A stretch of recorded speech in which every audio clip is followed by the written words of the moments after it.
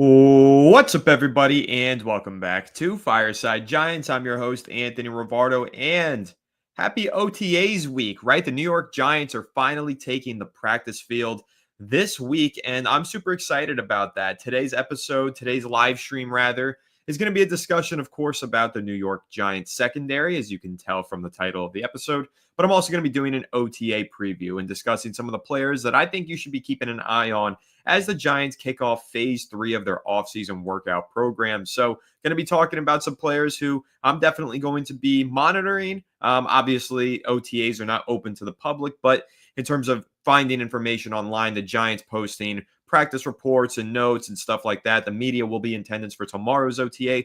All that stuff, I'm going to try and go over the players that I think you should be keeping a close eye on as we go through OTAs this week and next week and the following. And of course, if you don't know how the OTA schedule works, it's about 2.5 weeks of practices where they're on and off every couple days they practice. And then after that, there's that long drought, right? So it ends, I think, June 12th, OTAs do. And then from June, whatever it is, all the way until the end of July when training camp starts, there's like nothing that the Giants are doing. So it's going to be slow like it has been.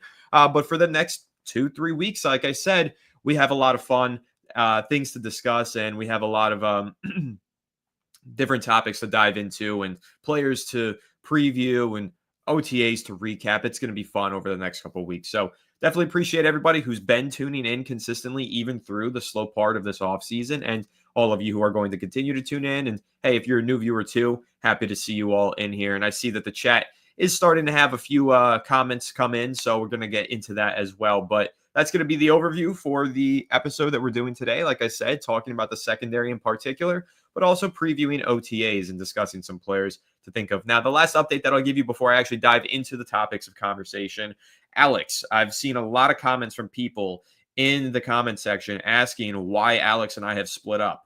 We have not split up, okay? Just to clarify, he is on vacation. I've said this a couple times, but just in case anybody hasn't gotten the memo yet, he's on vacation halfway across the world.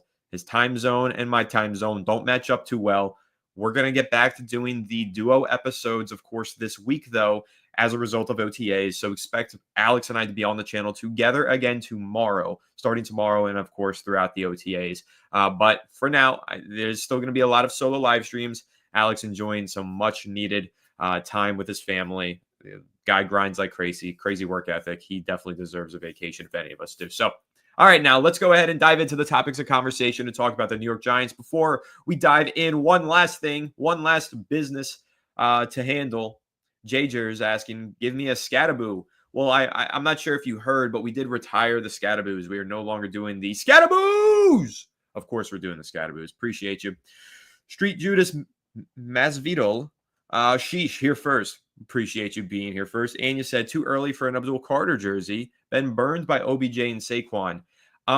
Not because of your past experience with OBJ and Saquon would it be too soon for an Abdul Carter jersey. The only reason I would say hold off on the Abdul Carter jersey is because let's see if the Giants rookies keep their jersey numbers. Abdul looks fine in 51, but obviously he really wanted 11. He really wanted 56. He didn't get those. He ends up with 51. I love the number for him. I think it makes a lot of sense, and I think it looks great. But what if he makes a change at the end of the training camp or at the start of the regular season? Or I wouldn't say going into year 2. I think whatever he rocks year 1, he'll probably stick with. But essentially, I'll say just hold off until the regular season. Once we get to September and we know exactly what jersey he's wearing once he's on the active 53 roster, then I would say rip the Abdul Carter jersey. Go ahead and get one then. Same thing for Jackson Dart. He's wearing number 6 right now. He's already expressed that he had an interest in purchasing number 2, but Deontay Banks was charging too much for the number. And then on top of that, if he, number 6 is worn by Jackson Dart and Jamie Gillen, the punter. So one of those two guys are going to have to switch, and it could be Jackson Dart. Maybe he goes and he takes 12. So I'll say just hold off on any of the rookie jerseys for now until you get to September. Same thing like Neighbors last year was wearing number 9 all summer, walks into the regular season with a surprise number 1. So just hold off on the rookies. That's my piece of advice to you. Caution to the wind, that kind of thing. Won't Stop Dream Team ENT saying, hey, FSG. Hey, what's up? Jack Medina saying Snake Quan. All right, so let's go ahead, though, and talk about the secondary because I had some great stats that I compiled in an article recently. Now, I'm sure you all recall last year, the New York Giants secondary, it was a struggle bus, right? Like, it was a tough secondary. Hold on. Let me just make one adjustment. OTAs Preview. Want to add that to the title here. The secondary last year really struggled to turn the ball over, right? Really struggled with forcing turnovers, ranked 31st in the NFL in total interceptions. Just an absolute mess in terms of trying to get their hands on the football. That was the biggest weakness for the secondary. We've talked about it many times. How about Deonte Banks and how frequently he would be in position to make a play on the ball, really good tight coverage, but just doesn't get his head turned around in time, doesn't locate the football, doesn't get his hands on it despite being in position to get his hands on the ball. We've talked about that a lot, and I think that goes for quite a number of the Giants secondary players, but not anymore. And the reason why I say that is because I have some great stats on Javon Holland and Paulson Adebo, and reasons to believe that the New York Giants should be much better at forcing turnovers on the defensive side of the ball this season. So I'll start with Javon Holland. Javon Holland, I think, is one of these players who the Giants were able to sign in free agency at a discount. Had he had a season in 2024 like the one he had in 2023, there's no way the Giants were going to get him for $15 million per season. But he broke his hand or something. He had a little bit of a down year, and that's not something that I'm overly concerned by. I mean, we saw Xavier McKinney also had a broken hand a couple years ago. He's fine now, recovered from the ATV accident, and went on to become an all-pro caliber player with the Green Bay Packers. So a broken hand is not an injury that really concerns me. Plus, Javon Holland still played good last year. It's not like he was a bad football player last season. Again, just a slight down year, takes a little bit of a step backwards. And now moving forward, I expect him to bounce back and be a really good player for the New York Giants. But the stats that really get me excited about Javon Holland are the following. 4 pro seasons with the Dolphins, 5 total interceptions, 16 pass breakups, 5 forced fumbles, and 5 sacks. So I'm actually going to pull up PFF as well and add some more context to the stats that I just laid out there. Javon Holland, not only being a player who stuffed the stat sheet at all 3 levels with those stats that I just mentioned, but being a guy who aligns at all 3 levels. We always talked about Xavier McKinney and his versatility and his ability to play in the nickel, in the linebacker, like in the box as a linebacker, deep as a free safety. You know, he would move all over the place. Javon Holland does that too, and I think that's a really important trait that probably goes under discussed for Javon Holland. So when looking at Holland, last season he had 235 snaps in the box, 142 as a slot corner, and 434 as a free safety. So this is a guy, again, who's going to move all over the place. And let's add more context to that. I'm going to bring up Tyler Nubin's snaps by position from PFF here, and we're going to add more context. 309 in the box, 78 at slot corner, and 372 at free safety. So very similar distribution of the snaps there. You have a player for the Giants and Tyler Nubin who, as a rookie, almost had a 50-50 split. It's like 60-40, I suppose, between being a free safety and a strong safety in terms of where he was aligning. And then for Holland, it was probably more like 70-30 split, but still a lot of free safety and a lot of safety as a strong safety in the box. So now the Giants have formed a duo in their secondary at the safety position with Holland and Nubin, 2 guys who you don't have to worry about where they line up because either one of them can do either job sufficiently. You can have that amoeba defense if you are an NBA fan and you want to harken back to the old Miami Heat with Eric Spoelstra and LeBron and all of them. You can have the amoeba defense and have Holland and Nubin. You can have them both play deep, and pre-snap, it looks like, okay, it's cover 2. But post-snap, you don't know which one's going to drop back. You don't know which one's going to come forward into the box. You don't know because both of them have the ability to do it and will do it on any given rep. And that's going to keep opposing offenses and quarterbacks guessing. So I really like that. And I think that's an underrated trait of Javon Holland's that not enough people have talked about. His ability to move all over the defense and align anywhere in that defensive backfield, I think is super valuable. So before I add more context to the turnover machine aspect and more of these stats with the secondary, we do have a super chat from my guy here, JJan300. Thank you so much, saying, let's go NYPD 2025. I think that is one of the best nicknames for a position group that you can possibly have in football, right? New York Pass Defense, NYPD, New York Police Department. That is so cool. Like I've always liked that. I remember, honestly, I think the best version of the NYPD that we saw arguably was in 2016. Remember when prime Dominique Rodgers-Cromartie, prime Janoris Jenkins, prime Landon Collins was a defensive player of the year candidate. That trio was nasty. And they had a couple other guys in there too who could play ball. So maybe not the best NYPD, but in recent times, I would say that is the best in recent times, a very good one. And I loved calling that unit the NYPD, and I love this unit also being the NYPD. I'm hoping that they live up to the hype and expectations. So let me just get to a couple of these questions, and then I've got more stats to add context to the turnover machine argument here. What's up, Colton? Good to see you back in here. You're always in these streams, and I appreciate your attendance. Trenton saying turnover machine is Daniel Jones' legal name. I absolutely love that comment for that. I'm going to star it. I don't know what me starring it does, but I hope it does something. Absolutely love that comment from our guy Trenton, our resident Eagles fan, taking shots at Daniel Jones, and I found that one to be pretty funny. Hopefully this D-line give the secondary more opportunities for picks. More on that in a bit. I have some more discussion points on that. What's up, Trenton? Enjoy your lunch break. Happy that I could provide you some entertainment during it. I see OTA start today. What are we looking for, and when will we get news in terms of reporters? So I'll answer the second half of this question, but in terms of what we're looking for, I'm going to dive into that in the second half of this live stream, so stick around. But in terms of from reporters getting the news, the Giants official team website will reveal practice reports every single day of practice, so we'll get something today. However, I was listening to the Big Blue Kickoff show on the Giants official YouTube page, and they said this was a very, very, very abbreviated practice. They didn't do much of anything at all because they were coming back from a 4-day weekend. They have Friday and Monday off due to Memorial Day. Plus, today, the Giants have their charity golf outing, so they didn't do much on the practice field.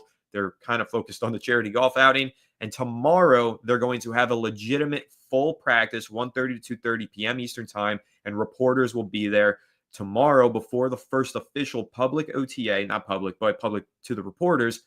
Brian Daboll will speak before the practice, and the players will speak to the media after the practice. So tomorrow is when we're going to get news, and a lot of it. We're going to get Daboll quotes, we're going to get Dart and Russ quotes, and all of that fun stuff.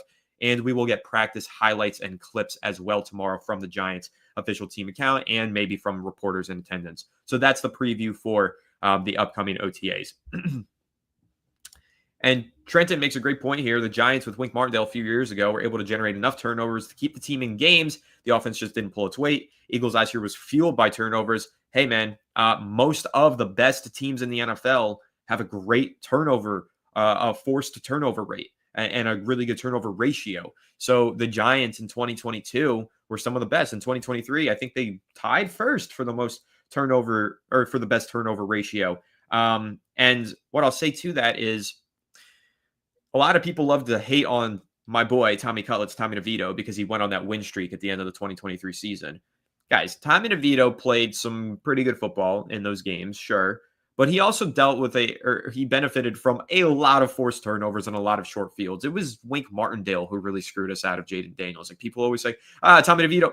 Guys, the reason we didn't get Drake May and Jaden Daniels is not Tommy DeVito. If anything, it was the Giants' defense for winning us several of those games, or at least keeping us in the balance in many of those games. So that's just my take on that. I don't stand for any Tommy DeVito slander, my Fratello.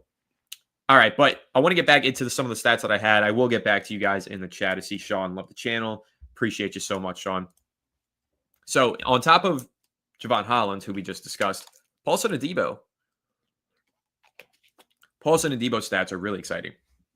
So I mentioned those for Holland, and also I will add one more stat for Javon Holland that I forgot to mention. He has over the last several years a 90-something overall coverage grade, and forgive me for not knowing the exact number here, but it's a 90-something overall coverage grade from Pro Football Focus.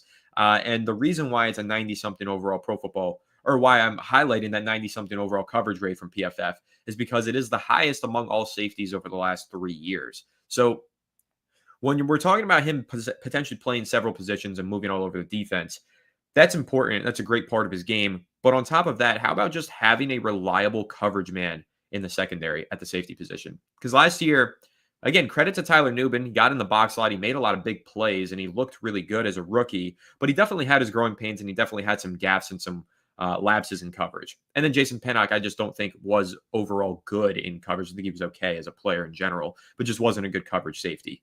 Javon Holland being a great coverage safety will allow players like Adebo and Deonte Banks to play with more aggression, as we've discussed before on the channel, but I'll dive into it again. Think about the play when Deonte Banks let up that 55-yard touchdown to CeeDee Lamb against the Cowboys at home. What you had on that play was basically just a go route up the left sideline from CeeDee Lamb. It was nothing special, but he beats him with a quick release because Banks is pressing and he misses on his jam. And so now all of a sudden, CeeDee has a step and then it's a breakaway. And the real issue on that play was a poor angle taken by safety Tyler Nubin. And again, it's really hard to make a one-on-one tackle against CeeDee Lamb in open space. I understand that. And so I'm really not blaming Tyler Nubin for it because it's a team sport. Had Deonte Banks not gotten beaten off the line so badly, it's not up to Tyler Nubin to make that tackle. So again, team sport. But imagine if that was Xavier McKinney on that play. Is it a 55-yard touchdown or is it a 20-yard gain?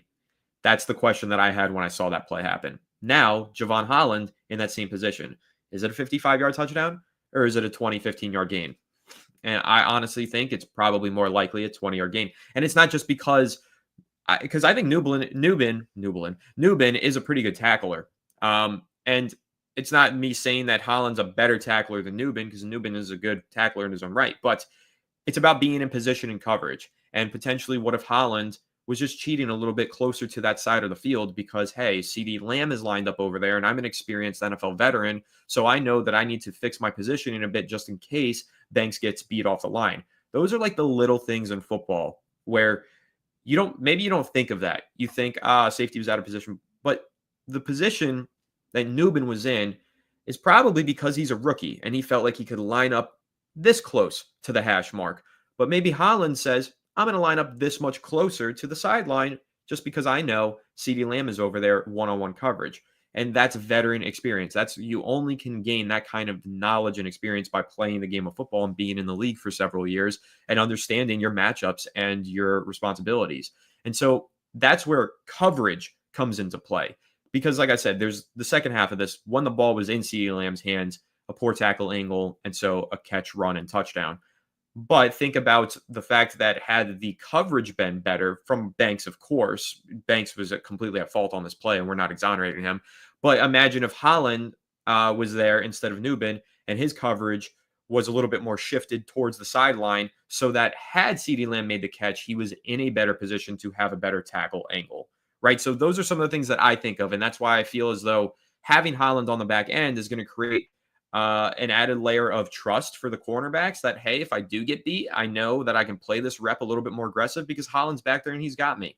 And it also gives more trust to the rest of the defense. Like, hey, if we can get after the quarterback quickly, force it out of his hands, we got a guy in Holland who's among the best safeties in the NFL in terms of pure coverage grade. He should be in the right position at the right time to make a play on the football, break the pass up, or even make an interception. So again, I just think that having a good safety who's really good in coverage in particular does open things up and creates a lot of trust within your defensive lineup. And I think, again, that's very, very important. So that's kind of my whole spiel on Javon Holland.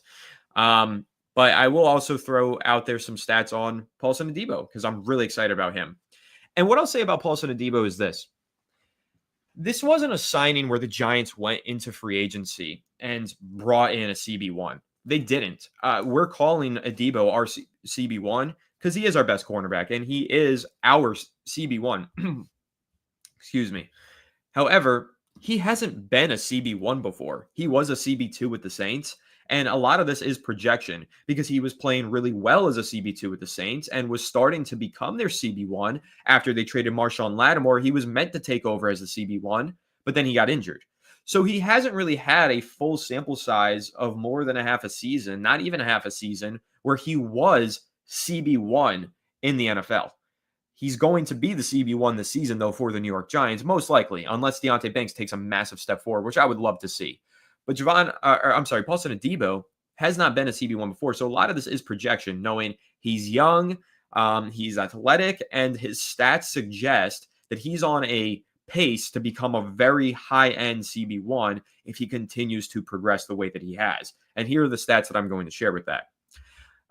He missed 10 games in 2024. However, he totaled 7 picks and 28 pass defenses since 2023 alone. And 16th, he ranked 16th among all cornerbacks in forced incompletions since 2021. In just 22 games over the last two seasons, Adebo has 29 forced incompletions, ranking first among all cornerbacks, and 7 interceptions, ranking tied for fourth. So what the New York Giants are getting in Paulson Adebo is a ball hawk. They're getting a guy who you can trust when the ball is in the air, he will get his hands on the football. You're getting in Paulson Adebo a cornerback that you can put on an island and trust that he can shut down the opposing team's wide receiver.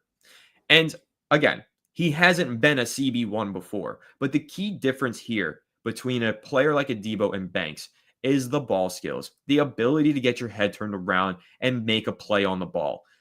How many times last season was Banks caught in one-on-one coverage, not with his head turned towards the quarterback, and as a result, the football dropping right in over his shoulder and the wide receiver making the play? It happened far too often last season, and it could continue to happen. He's only entering his third year. He's still young, still growing. But for Paulson Adebo, that has always been his biggest strength. What the Giants did was recognize what's our biggest flaw and weakness in our secondary. And then they went out there and they threw a bunch of money at that weakness to turn it into a strength. And that's a really good strategy. So bringing in a cornerback and Adebo who knows how to get his hands on the football and make plays, bringing in a safety like Javon Holland, who not only knows how to pick the ball off, break passes up, but also force fumbles against the run, get into the backfield and make sacks on the quarterback, a versatile Swiss Army knife weapon. Those are the two guys who are going to be disruptive pieces in the secondary to force turnovers and make this turnover machine that we're discussing. So the Giants really struggled to force turnovers last season. And as a result, Joe Schoen did the right thing. There's different things that you can prioritize, right? Like we really liked Travarius Ward because he's been a very good cover man with good leadership. Same thing goes for DJ Reed, another free agent that the Giants considered. But he went after Adebo knowing the biggest weakness of the secondary is their inability to get their hands on the football. Adebo's biggest strength is exactly that. Let's go ahead and throw some money at that flaw and fix it and turn it into a strength. And that's what happened. So really like that strategy for the Giants. Really think that Adebo can be a difference maker. And I think that having these upgrades in the secondary with Holland and Adebo and the veteran leadership that they lend to this defense is really going to allow some of these other younger pieces like Banks, like Phillips, like Nubin to take steps forward in their game as well. So I'm really excited about the potential of the secondary. It's a very young secondary. This time last year, I had a lot of concerns about the secondary. Still have some concerns, but not nearly as great. The Giants did invest in the secondary this offseason, and I'm confident that these investments will pay off. We'll get back into the chat in just 1 second, but I'm parched. Now that I am no longer parched, let's go ahead and get into this. Do you think Dad will get wrapped with the second team during OTAs? As far as I know, my dad does not play for the New York Giants. I'm just kidding with you. I know that's not what you meant to ask. I know that that is a typo, but I am trying to figure out what the typo is, and I'm kind of drawing a blank. So, Sinister Soup, I appreciate the question, and I do want to answer it, so make sure you amend the typo in the chat, and I will find it. Colton saying, if I'm correct, OTAs are mainly for position players really looking forward to one-on-ones. Yeah, so OTAs, no contact. And if it's no contact, what can you really gauge from the offensive and defensive linemen and the linebackers? Of course, not a whole lot. So it's really for skill position players. It's a lot of 7-on-7s, 9-on-7s, and 11-on-11s, but there's no contact. So the pass rush is simulated. They're just kind of doing cardio all together. And so, yes, what you're mainly looking for and who we're mainly going to be discussing in this episode are wide receivers, defensive backs, quarterbacks, and running backs and tight ends. So the players to watch, I would love to say, oh, it's OTAs. I can't wait to watch Dexter Lawrence. Watch Dexter Lawrence do what? Push a tackle sled? He's not doing anything. He's not competing one-on-one because he doesn't have any pads on. So he'll be out there for these 11-on-11 drills, but he's going to be getting out of his stance. That's what he's practicing, firing out of his stance and having a quick first step. He's not putting his hands on anybody. So what I'm really looking forward to watching, Malik Neighbors versus Paulson Adebo. How about when Jalen Hyatt's going deep, can Russell Wilson hit him in stride? Is Darius Slayton becoming more of a weapon over the middle, right? Like these are the things that you can gauge from OTAs. And those are exciting things nonetheless. But again, temper your expectations. Take everything you hear from OTAs with a grain of salt because there is no contact. And all of it essentially is just flag football. That's kind of what they're doing. Mikey78 saying, I think I'm more concerned with Giants DC than the actual defensive roster. That is a real. I do agree with you. I think that the pieces are there, right? The Giants have made a lot of investments in their defense. The defensive line investments are obvious with Burns last year for a second-round pick, with Thibodeau as a 5th overall pick in 2022, with Carter as a 3rd overall pick this year. I mean, how much could they possibly invest in a defensive line? They've figured out how much they possibly could, and they've done it. So they've got all the talent in the world. Holland's good. Debo's good. Banks has potential. None of those players last season, though, Banks, Flat, Pinnock, I would argue even to an extent, Thibodeau and maybe even Burns, did any of them reach the fullest extent of their potential? I would argue no. And so you do kind of have to look at the defensive coordinator and say, hey, why aren't they developing? Why aren't they reaching their potential? And will they this season? Yes or no? It's going to be a big question mark. And it's definitely the leading cause for concern for this defense. I absolutely agree. Sinister Soup. You already did amend it in the chat. I just didn't have it scrolled up far enough, so I didn't see it. My apologies. Do you think that Dart will get reps with the first or second team during the run-up to the season starting? Yes, I do. I know it's not typically customary for that to happen. For example, when Tommy DeVito made his first start in the NFL, it was basically his first week of practice throwing to the first team because he had only ever worked with the 3rd and 4th team, right? The practice squad. And so usually when you are the 3rd stringer, you play with the 3rd string. When you are the 2nd stringer, you play with the 2nd string, the 1st with the 1st. So it's rare that you see a 2nd string player get first team reps unless there is some sort of an open competition. And I think the Giants are going to treat it like an open competition. They're going to acknowledge Russell Wilson is the starter. Russell Wilson is expected to maintain that job as the starter, but both Jameis Winston and Jackson Dart will have the opportunity to push for that job.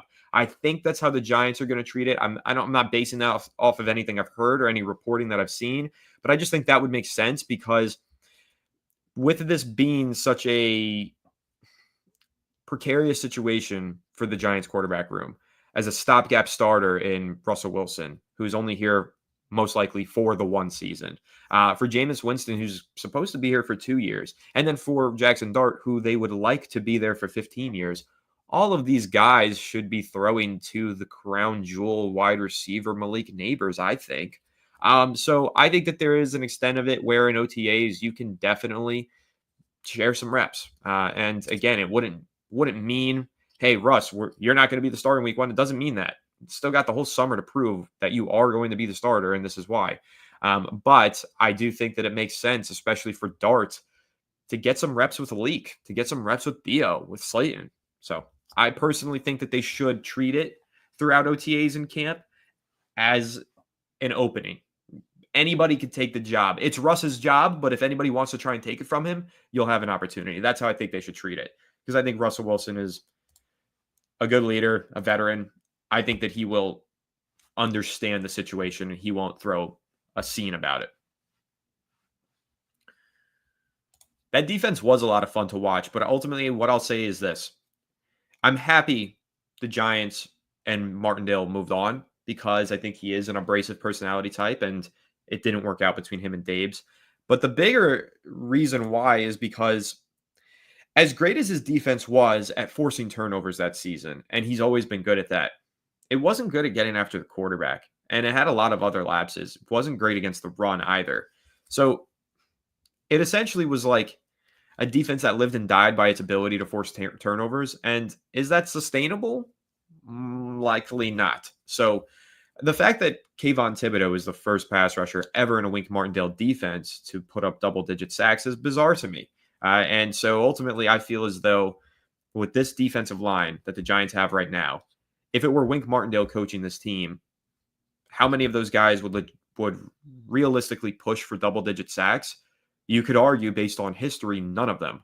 But with Shane Bowen, he's had a few players in the past go for double digits, Harold Landry being the one that comes off the top of my mind. Perhaps the Giants could get 3 double-digit sack guys. We'll see. Jason, you're right. Contract year for Kayvon Thibodeau. Well, technically, he's got the 5th-year option next year, so he's got one more season with the Giants paid for already. But I agree. I think that this is the year where he needs to prove that the Giants are going to want him on that 5th-year option, because they could trade him while he's on that 5th-year option. So definitely think this is kind of a make or break year here for Kayvon Thibodeau. Colton, that would be interesting if Juice Wells, the undrafted free agent out of Ole Miss, if he made the roster. He'll be a fun one to watch during training camp. Too early to tell if Jackson Dart will perform, but can we at least agree that it's nice to finally have a quarterback with a personality? Can we at least agree? Yes, we can agree. I am so happy about this. I mean, I've said it so many times. I said it during the season when my true colors were revealed after I hit a certain frustration point with Daniel Jones. And then I started to express my frustration, not only with him as a quarterback, but also as a boring personality. The fact that we have a quarterback who I really enjoy listening to speak in interviews and in media spots and all that is exciting. I think that the Giants with Daniel Jones, they had the Eli Manning tinted glasses on, and they saw a guy who handled the media like a true professional, and they thought, wow, he's just like Eli. Eli Manning, sure, was really good at handling the media. And in some respects, there was some overlap between him and Daniel Jones on the way that they would speak to the media. But realistically, Eli Manning had so much more personality than how people like to give him credit for. And I think it's a little disrespectful to Eli to compare his personality to Daniel Jones's, because Daniel Jones really, in those interviews, would use the company lines every single time. I've got to execute better. Got to watch the film. Eli Manning would pull pranks on teammates, would pull pranks on reporters and joke with them in all good spirit and love, would go out of his way to make time to speak with reporters and ask them about their families. It wasn't the same deal. It wasn't a one-to-one comparison. And again, I always thought it was kind of disrespectful to compare Daniel Jones's personality to Eli's. Eli Manning was always funny. I mean, the guy went on SNL, for God's sake. Like, he did a whole comedy routine for an hour on television on primetime. Daniel Jones could not do that. Like, I don't know. I'm really tired of talking about Daniel Jones, though, so I am going to move on from this question. I appreciate the sentiment of it. It's not about Daniel Jones. The question was about Jackson Dart, so I'm sorry that I even spun it into that. But yes, I agree with you. Jackson Dart, every interview that I've watched him do is really exciting. He made a joke about how Eli Manning beat Tom Brady twice in the Super Bowl in a recent interview with Sports Illustrated. And I was like, yes, I love you. Like, you're the best. But then he also, in the same interview, talked about how Brady was his favorite quarterback to watch growing up. And he really liked Favre and all these other guys. And he had a lot of interesting things to say. He was joking with a reporter recently about how Banks was charging too much for number 2, so he's going with 6. Like, that's, things that we just haven't heard over the last 6 years is how I'm going to put it, so I don't dive back into that rabbit hole that I was in. So I'm very excited. I love Jackson Dart and his personality. You guys already know I was a big fan of Dart in the pre-draft process before he was a Giant. Even bigger fan now that he's wearing the blue helmet with the red stripe. I can't wait to see him play for the Giants. And in terms of the last thing they'll say about his personality, I know somebody who knows Jackson Dart, and they said that he is an amazing person. They described him as a very sweet person, and said that he has a great reputation on Ole Miss's campus. So really excited about Dart. So we talked about the secondary and how they have the potential to be a turnover machine. Now let's get into the second half of the conversation, since we are in the second half of today's live stream. Second half of the conversation being OTA preview. What are we looking for at OTAs is the big question. I know a lot of you have. So I will also share that the Giants did upload some photos from the first day of OTAs, which is really exciting. And that also does indicate that they probably will drop a practice report soon. So if they do that while we're live, I'm going to go ahead and bring that up. Jason, this is pretty funny. Yeah, I know. I've seen that video too. Very funny video. If the Giants drop the practice report while we're live, I'll pull up the screen share and we'll talk about it.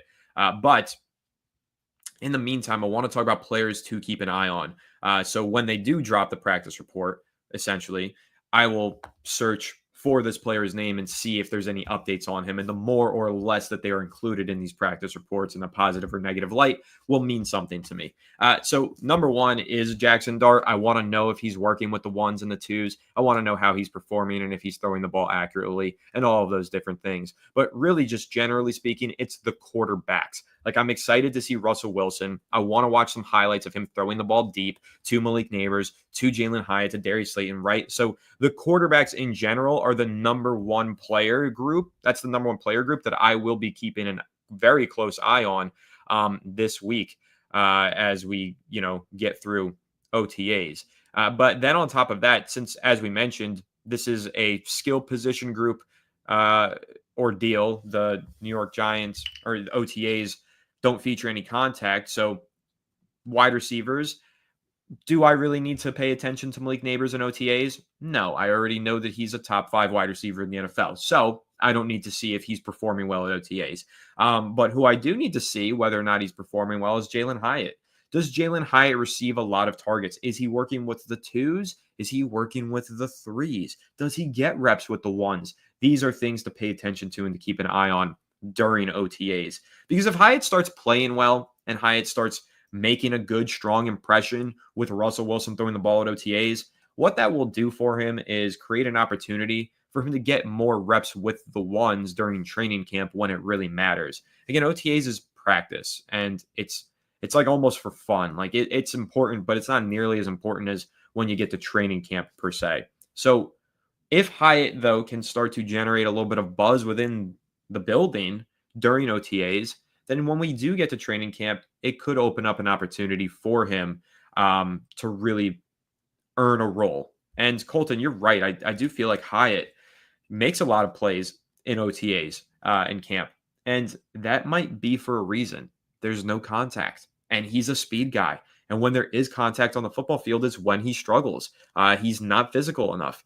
So I don't know. Maybe we won't learn a ton about Jalen Hyatt in OTAs, but if he continues that, if he continues to make plays in OTAs to beat Adebo and Holland and all these other newcomers that the Giants have, beat them in one-on-ones and make some plays with Russell Wilson or whoever throwing him the ball, whether that's Winston or somebody else, maybe he gets a greater opportunity to prove himself during training camp. And if he does that, then perhaps he finds himself with a role in the NFL or in the New York Giants offense during the NFL regular season.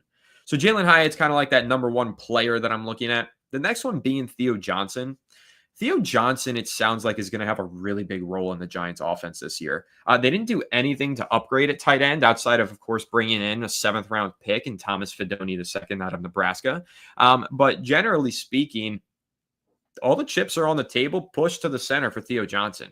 They're banking on him to be a starting tight end and a good one at that, because the Giants clearly want to get the tight ends more involved.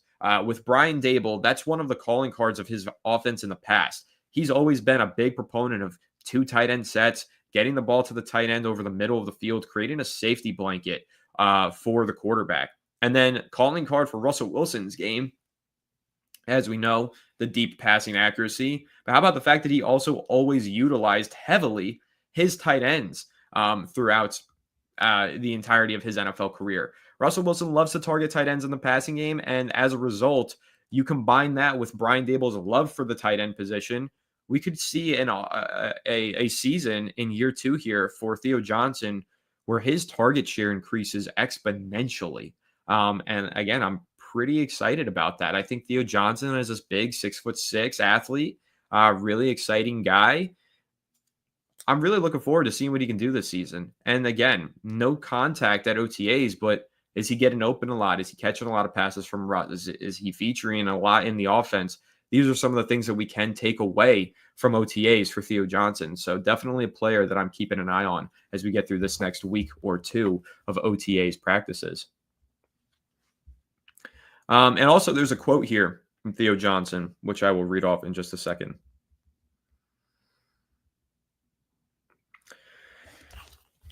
Quote, "I'm doing really good right now, getting better every day. Johnson said last month at the beginning of the offseason workout program per Giants.com, I like where I'm at right now. Yeah, I'm feeling good, really good right now. A lot of substance in that quote.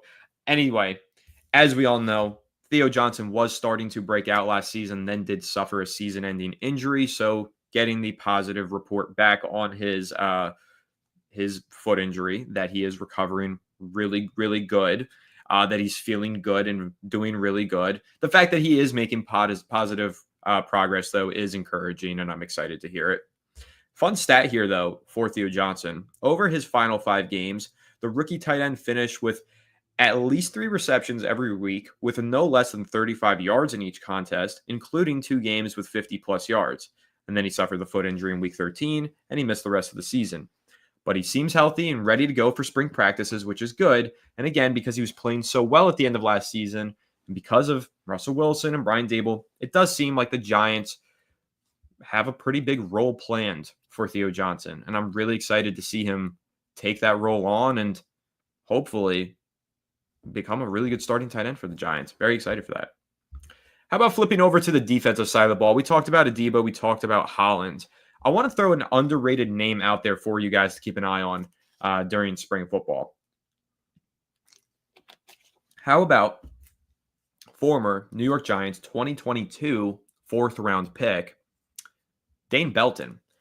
Who here is interested to see what Dane Belton can do this season? I am, and I know that's not really a name that a lot of people discuss, and there's definitely not a overwhelming amount of excitement for him. Holland and Newbin are the Giants' 2 starting safeties, but as we know, injuries happen, and it's good to have depth. And what I'll say is, over the past couple of seasons, Dane Belton has been some pretty good depth. He's made some good plays.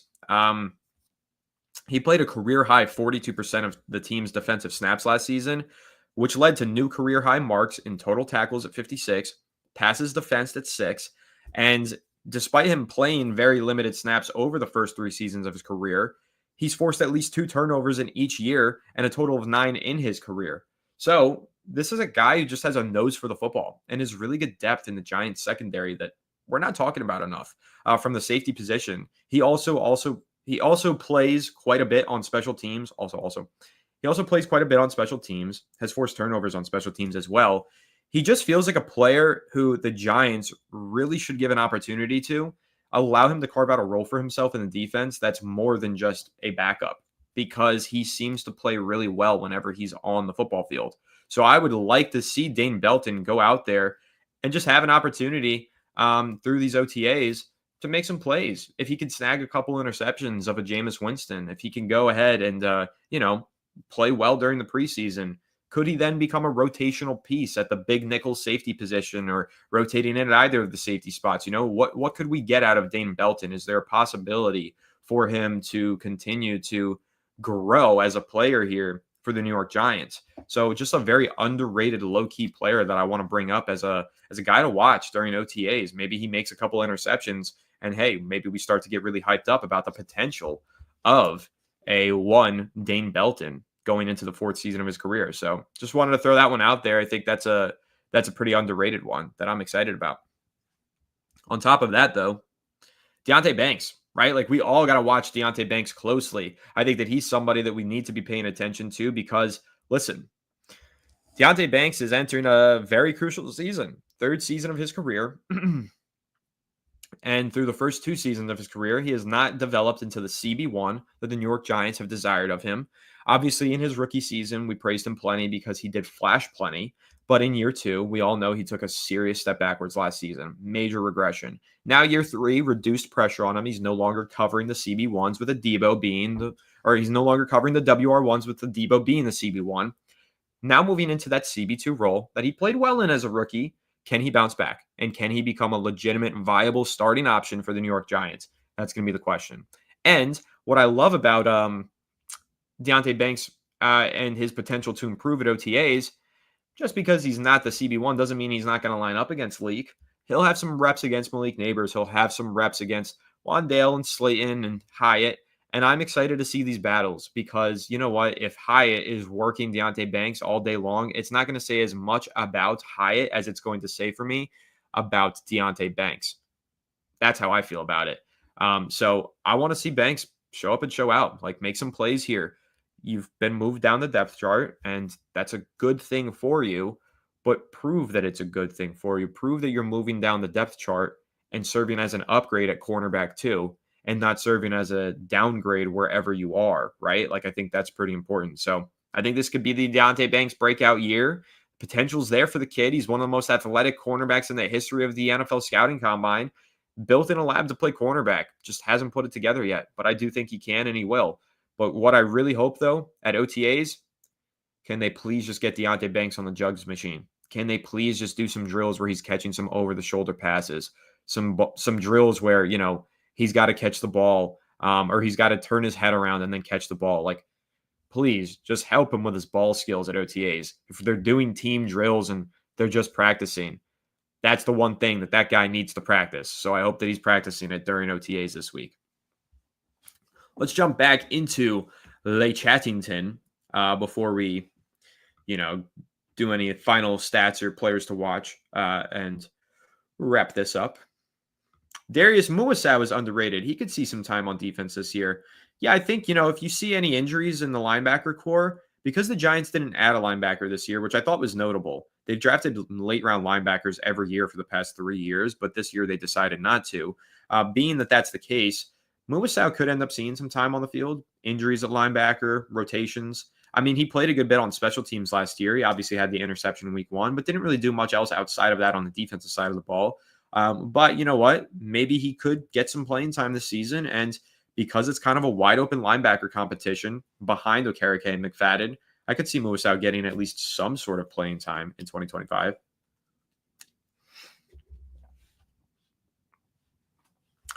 Let's see.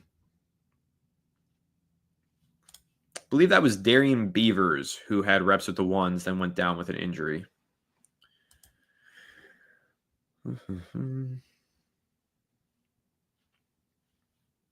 I think they were asked to go beyond their job last year. If the D-line and DBs show up, I think they can just focus on linebacker duty. Smart players, strong and fast. I have faith. I do want to highlight this comment because I like the part about the D-line and the defensive backs showing up, because that was something that I wanted to talk about to tie into this turnover machine topic, where the Giants secondary could finally get their hands on the football this year. Again, only 5 interceptions forced last season, completely unacceptable mark, ranked 31st in the NFL.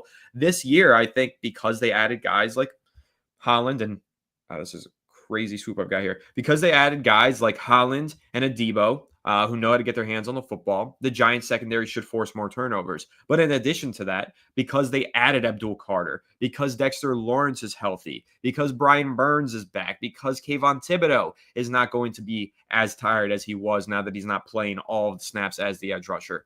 All of these reasons being the case, the Giants' defensive line getting after the quarterback, disrupting life in the pocket for the quarterback, forcing turnover opportunities, that the Giants now have the personnel in their secondary to capitalize on said opportunities. The Giants' defense has a perfect combination of pass rushers who can disrupt the quarterback and secondary players who can actually bring the football in. That's a recipe for success for the Giants defense and a disaster for opposing offenses. So I love the potential of this defensive line to work with the secondary, create those opportunities for them, and hopefully they do go ahead and get those turnovers. And then our defense could be a lot better. Sean Addison just was wondering, what was our blitz rate when we were leading the league in sacks through week 9? I don't know the exact blitz rate, but what I can tell you is bottom 10 in the NFL, maybe even bottom 5. Last season, the Giants barely ever blitzed, which was a huge change up from 2023 when they blitzed damn near every single play. Wink Martindale runs top 10 blitz rate. Shane Bowen runs bottom 10 blitz rate. So that is the case for Shane Bowen's defenses. He's very conservative, very vanilla in many ways, where you'll see Martindale blitz the safety, blitz the nickel cornerback, and all those fancy things. Shane Bowen's more so just like, we've got the pass rushers on the defensive line, let's let them get after the quarterback. And that should work for them this year because of who they have on the defensive line. So those are some things to keep an eye on for sure. Hazelnut saying, Tony Tone. Hazelnut. Appreciate you.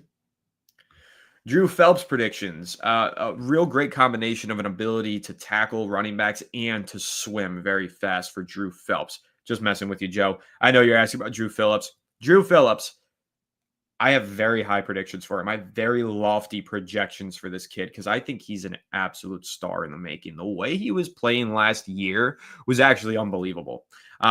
Drew Phillips, as a rookie, was a corner, a safety, a linebacker. He was everything for the Giants defense. He had plays where he would get into the box, play that role that Isaiah Simmons was meant to play as a box linebacker, get into the backfield, make tackles for loss. He was such a good run defender last year. He applied pressure to the quarterback. But what stood out more than anything was how often Drew Phillips made plays on the defense with the mental portion of his game. And what I mean is shooting the gaps into the backfield and making the tackle for loss, whether it's against the run or just reading and recognizing screen, boom, I'm in the backfield and I'm making the tackle. There were so many different moments last season where it was high football IQ paired with good run stopping and textbook tackling and all those things.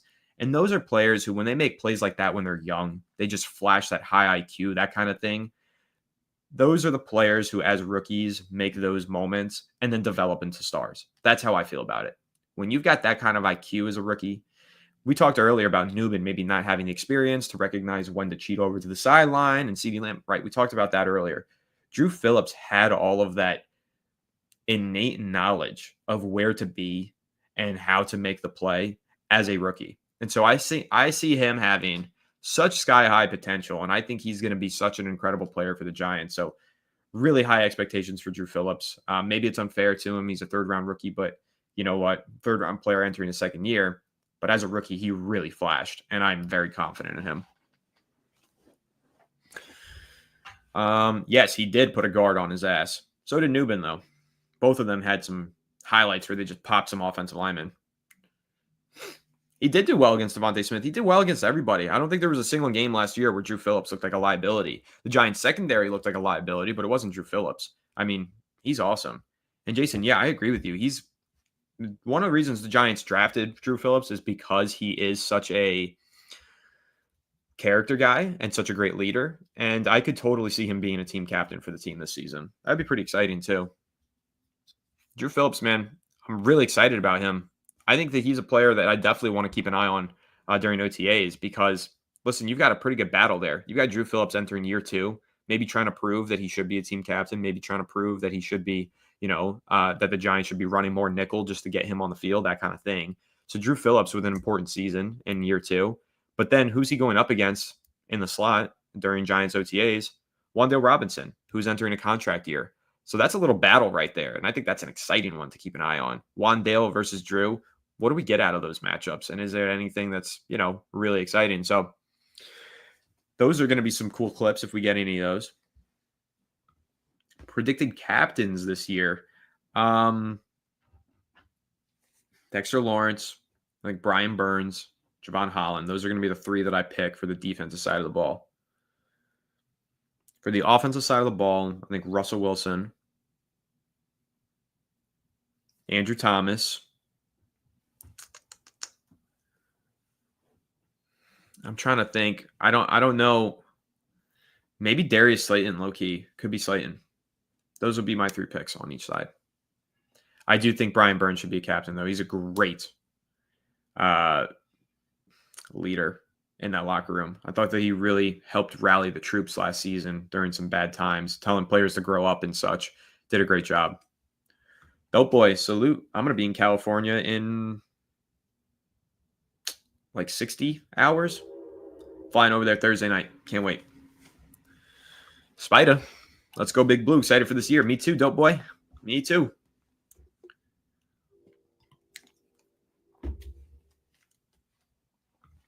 So, yeah, I could see Leak being the captain.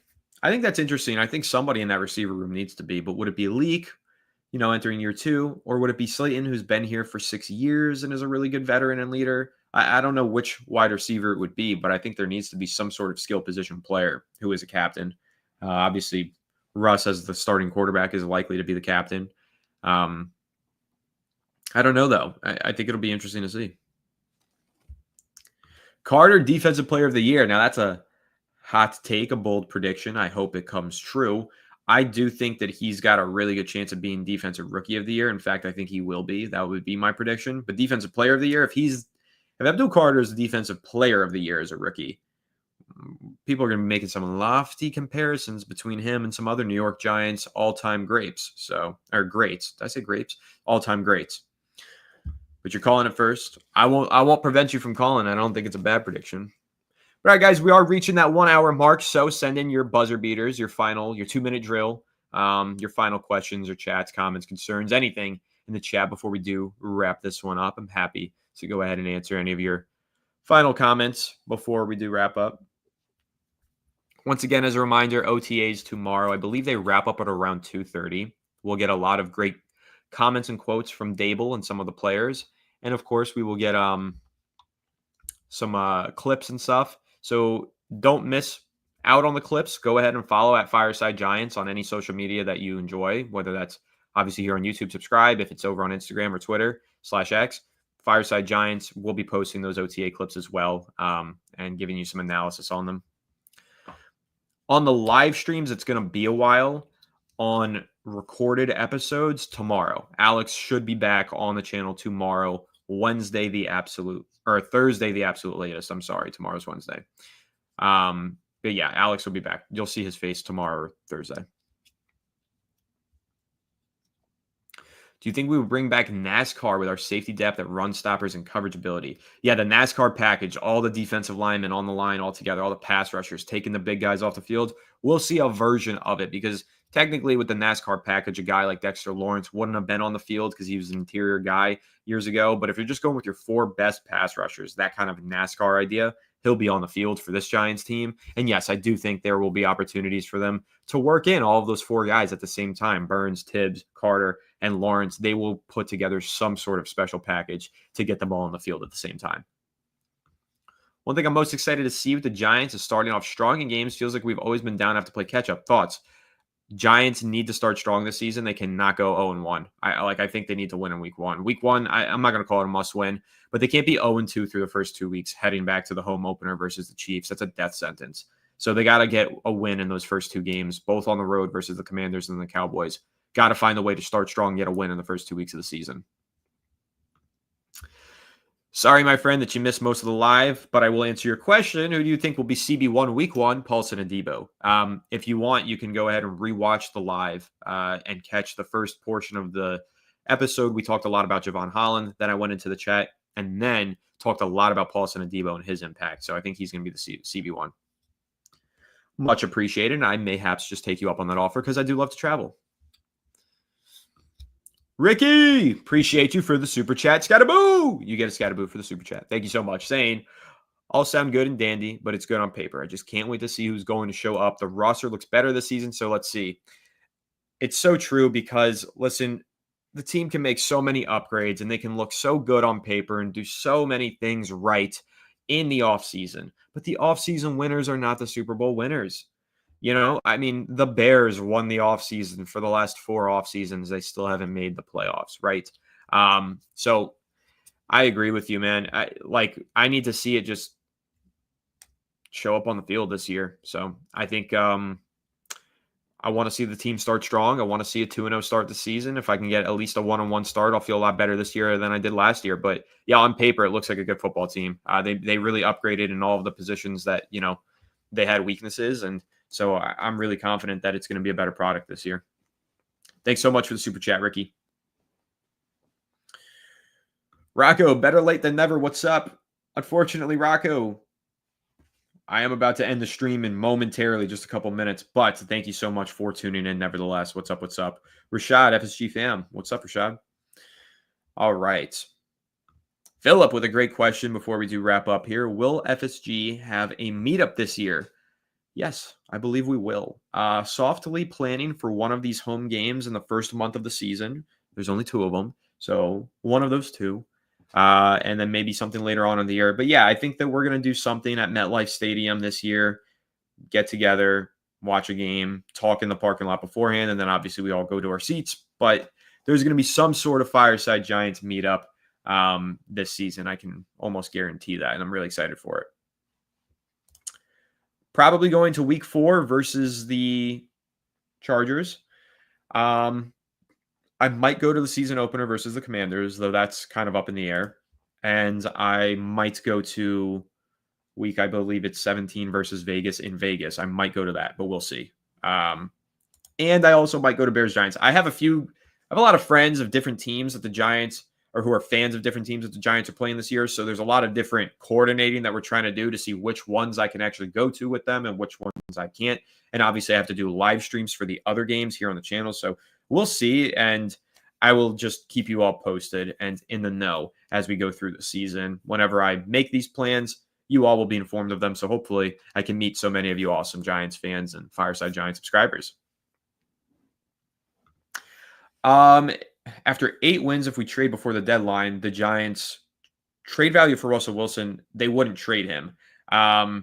If the Giants make it through to the deadline, which is in week 9, and they have 8 wins, and they're an 8-1 team, they're looking to go deep in the playoffs, and Russell Wilson's not getting traded. So, but let's say that they have a more 4-4 start to the season, and then they look to trade him. It's probably not much. 3rd, 4th, 5th round pick, maybe even later. So I wouldn't expect much for Russell Wilson. And I don't think he will get traded. Nice. Going with LPG. That's awesome. I would love to meet up with you guys over in Vegas for sure. I've met Joe before. I've had him on the channel once or twice. True. Better than nothing. Appreciate you tuning in anyway, Rocco. And I appreciate everybody who did tune in. I am going to go ahead and wrap up the live stream. We did the full hour. Had a whole lot to talk about, and I think we did a good job going through all of the discussion points, talking about the impact of Holland, of Adebo, potential breakout from Banks and Hyatt, and what to watch for at OTAs. So a really good episode here. Nice long 1-hour chat. And again, tomorrow, Messiah, yes, the Chargers is a home game week 4. But yes, just a very good discussion. Tomorrow, OTAs do begin.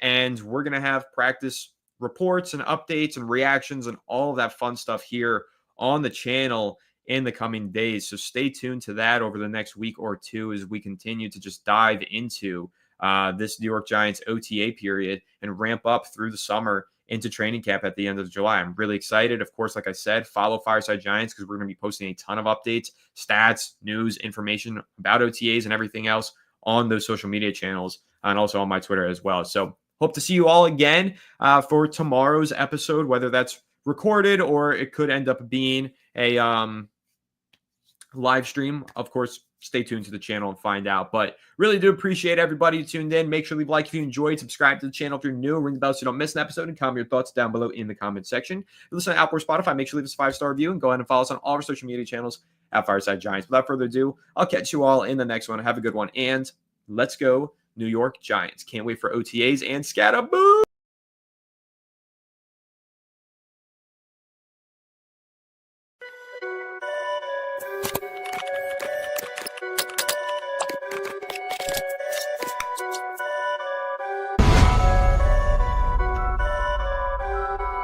Perfect.